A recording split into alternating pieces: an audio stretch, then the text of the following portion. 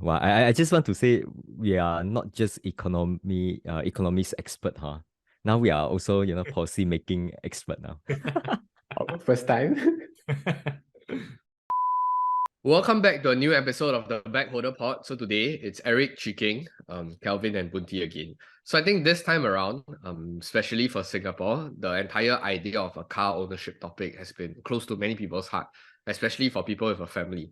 So I think out of the four of us, currently only Eric owns a car. So I just wanted to get his opinion on the recent LTA announcement that they will kind of they're speculating or they're kind of hinting to the idea that they are going to increase the quota to reduce the volatility. So just wanted to get your opinions on that. Yeah, okay. So recently they say that there's a higher COE quota basically to reduce supply volatility. So what I gather, right, from the online sources is that when I look at the numbers, right, it's not really a very big increase. Like Cat A, right, they're going to increase the quota like for 3 months, May to July, right? They're going to increase from like 2008 to about 3003. So if you think of it, that's like about, I don't know, 580 cars more. Then per month is like less than 200 cars more. So compared to the average monthly quota is about 1,000. So you're increasing about 10+%, which is not a lot, because if you can see the bidding, right, it is a lot of overbidding, 40% overbid. And then now they're increasing 10%. So the effect, most market watchers say, is going to be quite muted.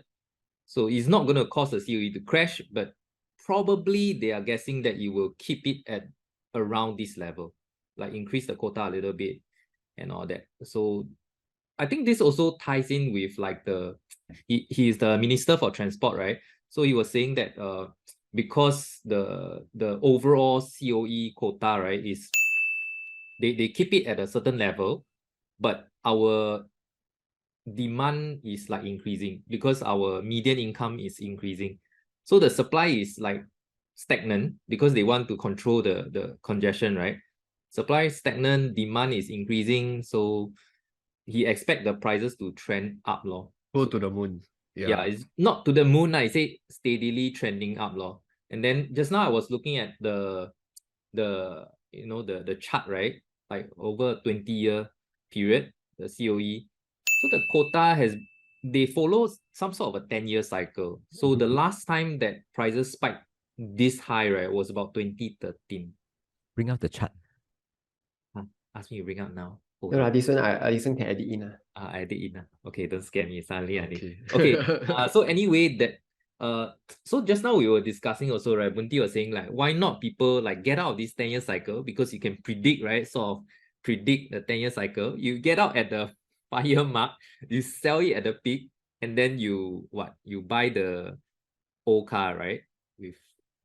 Yeah, just buy a resale car because we can see that this 10-year cycle, the reason there's this 10-year cycle is because there's oversupply of quota within like specific years, and all this oversupply, right, because they are all 10 years. So when they mature again, 10 years later, you come back to the same cycle again. So there's always this period where there's a lot of supply, and then there's period where there's not enough supply. So the basically demand more than supply, which caused the price went up a lot. So the price swing is quite crazy one. I actually just now we saw the chart, right? Around 2009, COE prices was as low as like just a couple of thousand, even less than 10,000. And then 2019, it was also quite low, about 25,000. Then now, the current period about, like 2023, maybe even until 2025, it will be quite high now. So that's why I suggested to Eric, why not? Let's say if I have a car that now it expire, right? The COE, why not I just buy a resale so that I can, target. I think I finally figure out why this strategy cannot work. Because a car with 5 years left, right? The COE prices, when I sell it, right, it will reflect the prevailing sentiment. Like for example, you buy a 5-year-old car now, right? The COE the fella bought at is like 40K. But now if he sell you the 5-year-old car, right, he will sell you the COE 5 years left, it will At be 50K. 50K. Yes. So you're you're buying at the prevailing rate anyway. Yeah. It's It fine. doesn't really matter whether It's you fine buy. because what you want to do is not to arbitrage the pricing, right? What you want to do is you want to place yourself at the cyclically low price level because every time you buy, right, say for example, you push your COE buying time up to let's say 2028 now, okay?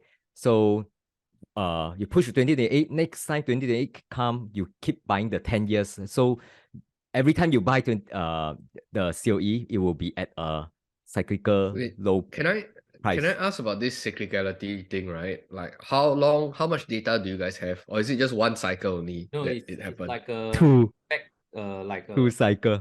till early 2000s, if I'm not wrong. Let me your Early 2000s. So that's around 20 years of time Two horizon. cycle. People S&P 500, 100 years also still timing. This 2 cycle only got enough data to time the market. No, the reason I think this one makes sense is not to say it's not astrology, right? It's not like okay, the number just because it is 2029 it will be cheaper. It's not just number, it's not just guesses, you know. There's really legit like increase of supply during those periods. So you can see the quota is not fixed throughout the year one. It's really like move up and down according to cycle. And because all these COE, they are I don't know whether it's 100%, but close to all, they are all 10 years, right? So that's why this cycle will continue unless they really do this kind of things that we just talked about in the beginning. Can you all see Yeah, the like a policy change lah. Okay, understand. see, right? Yeah, I can see. 20-year cycle. Then these two lines, right, are the prices. So you can see that when the quota is very high, the price is like correspondingly low lah. And then when it's very low quota, then somehow people don't want to play the game that Bunti suggests. Some people just want to play the whichever part of the year that I fall into, right? I just buy the new car. Like there's something about new cars that attracts people, I guess. Hey guys, you know what? What? Your stock 10x ah? Not yet lah, but Webull is now giving out free shares when you sign up. Yeah, the brokers also giving out free shares, what? But Webull is different leh. For Webull, you just need to fund any amount to get up to 5 free shares for now. Wow, any amount ah?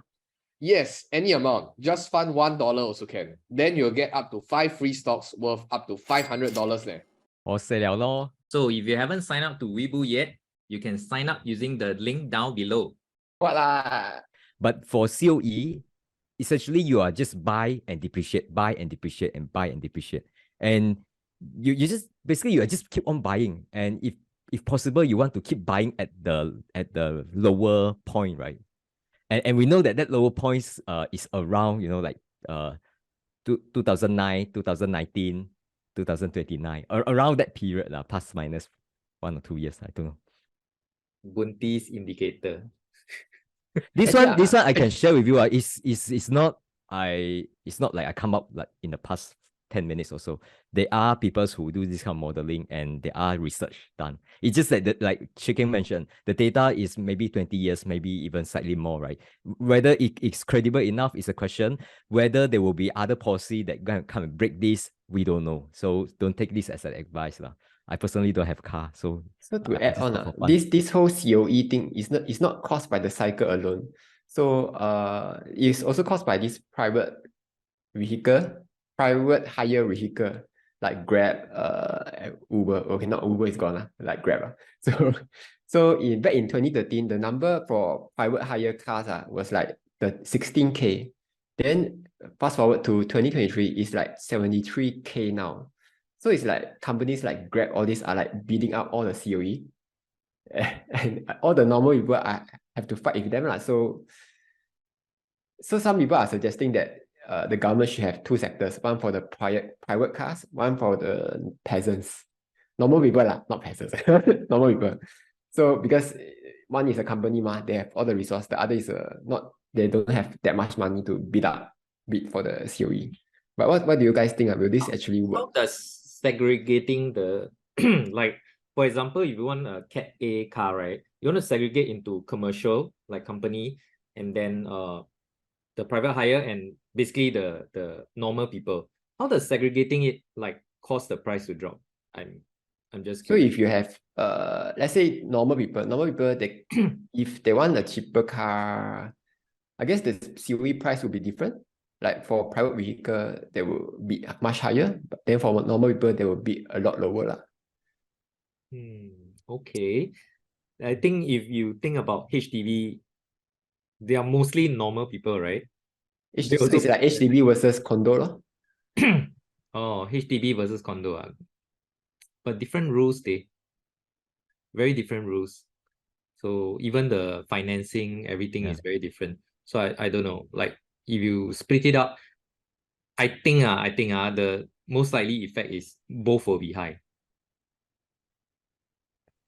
Then the other thing, right, is that this whole COE quota increase, right, feels like a very short-term solution I to a think it's very something they did something so that people say, okay, they did something.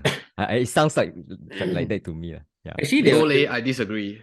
no, they were Never mind, saying, Eric, you go right, first. they take the deregistration, right, and they pump it into this next few months. The market watchers they also commented like, hey, it's like you're taking the future quota, right, and then you're trying to dampen the demand here, which is not going to be pretty good for like after these 3 months, right? Then after that the quota that's supposed to spread to the next few years, you took it and put it here, and then the next few years they have a lower quota again. They're breaking the 10 years things. No lah. Next few years, then take the 10 years later one, come back in again. Oh, that Sounds you like can, US debt ceiling. uh, Well, I just want to say we are not just economics expert, huh? Now we are also, policy making expert now. first time. No, no, but I think one thing the Singapore government likes to do is and I actually commend them on that is a lot of people like to say they are like sometimes they move, right, but they like never move like that because the impact might be very little, right? But in a way it's more so they're more careful. I think when you compare it to other governments of the world, some of them move too fast and things just you lose confidence lah, in a way where consumer loses confidence, business people, investors and whatever. So in a way I think I can say that being careful is both a virtue, and sometimes people might say, yeah, you're also not really doing anything. You're just appeasing voters or waiting for the next election cycle. Personally, I think this sort of being more careful in the way you govern is, in terms of policy making, is I prefer it more compared to people that move very quickly lah. But I mean, there are pros and cons to it lah. So that's why I stay in Singapore and I never migrate away lah. That's just that perspective. I think yeah. Any further points to add? I want to add. So if Sure. so the whole reason COE exists is to reduce the demand for cars. But yeah, apparently it only reduced the demand from poorer Singaporeans, because rich Singaporeans will still get a car nevertheless. So I feel like the long-term solution for this is to build more cycling paths. Because for like public transport, right, it's super limited already. Like you can't exactly expand, or increase the track size. So like for Japan, right, there's the express train and there's a normal train. But for Singapore, you can't do that because you have already built the track. And it's not easy to build another track because HDBs are right beside the track. You have to tear down the HDB. People will be homeless. So the more feasible solution is to build more cycling lanes so that more people will cycle. Hopefully lah. But Singapore is so hot, I don't know who will cycle lah. Yeah, I doubt though. I doubt that the cycling thing I think it will work. It will work in certain ways. It will at least reduce for a bit lah. Because and that is what I think the government is doing right now. They are starting to build more cycling lanes in certain parts, certain estate lah, like Geylang, Hougang, Kaki Bukit. So if you can do a good cycling lane, plus you build some shelter, just some policy thing. I'm just faking my policy thing. If you can like build a good cycling network, right, people will start to consider cycling as an alternative to taking the public transport. And it will actually help to reduce this whole demand for cars. Somewhat, not entirely. Eventually, it's still up to the whole public transport thing to fix this. And that's also what they are doing concurrently. They are adding more tracks, stations and lines. So this won't be an easy thing to fix, I feel. it at least take another 20, 30 years to fix. But then COE will be like 300K already lah. No, I think the best thing, right, is they totally not legalize, they totally make the work from home thing like 100%. Like everybody work from home, there's no need to commute to work. Wow. Won't happen. Mark Zuckerberg say yes. He said that? Metaverse lah. Oh, yeah, lor. So I think something like that will really cut the demand for private transport, I feel. The other thing is to build CBDs in other areas. Like I know Punggol, they started to build a new business town there lah. So if you can split up, not everyone have to rush to Raffles Place every day lah. You can go Jurong East to work or this kind of thing lah. They rush to Punggol lah. But Punggol is already super congested lah. So the problem shift to Punggol. Nice But policy. actually, I think back to the fundamentals of like the need, right? The demand for transport, right? Is just the sheer number of people on the island, right? Which is why, I mean, I'm not trying to instigate anything also. Like, I mean, a lot of oppositions in parliament recently also have been talking about like the foreign, in terms of the labor and the workforce, right? In terms of how it contributes to it. I would like to first caveat here. Policy making is an extremely tedious task. There's no correct answer. Whatever you do, the other side will be angry. So I'm just saying that everything is kind of just a balance. The government is just trying to balance what transport, foreign talent, economy, blah blah blah.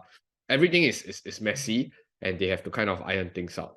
But I think generally, I mean, if for people that follow kind of the white paper or whatever COS debate or whatever nonsense closely, I think there are hints where you can get what the government is intending to do, or at least the direction they are heading towards. I think for transport wise now, I think Singapore's public transport system is probably one of the best. So I'm happy to be in Singapore. 2 thumbs up. One of the best, but not the best. Okay. I mean, what I'm saying is that there's room for improvement. It's good. It's like A minus, but it could be A Which star. country is the best? Yeah, which is the best? Which is the best? My knowledge of this is limited, but I prefer Japan kind, because you can have the alternative of traveling slow or traveling fast. So it's very, very flexible. But in Singapore, if you want to go from Jurong East to Changi, it's like 1 hour plus. I don't know how people can take it. Like Mr. Lu, he's traveling every week to go overseas, and he stay in Jurong. He's definitely taking the Grab to go to Changi. He won't be taking the train one. But he drives what? Mr. Lu drives what? So Mr. Lu is part of the COE problem lah. But half of his time he's not in Singapore, so he's not contributing to traffic. But yeah, Is contributing to the demand for the COE. Yeah, he's only one of them. Why are you guys blaming him? I don't get it. We're not. Kelvin. We're not. So I'm just saying that the public transport system is good, but it's not as good as everyone thinks. If you have traveled overseas, you will find out why. Actually, I think Japan is like an anomaly. The rest of the countries, I think the public transport also quite cui. Okay, I think hope you guys enjoyed the discussion, and we'll see you guys in the next video. Goodbye.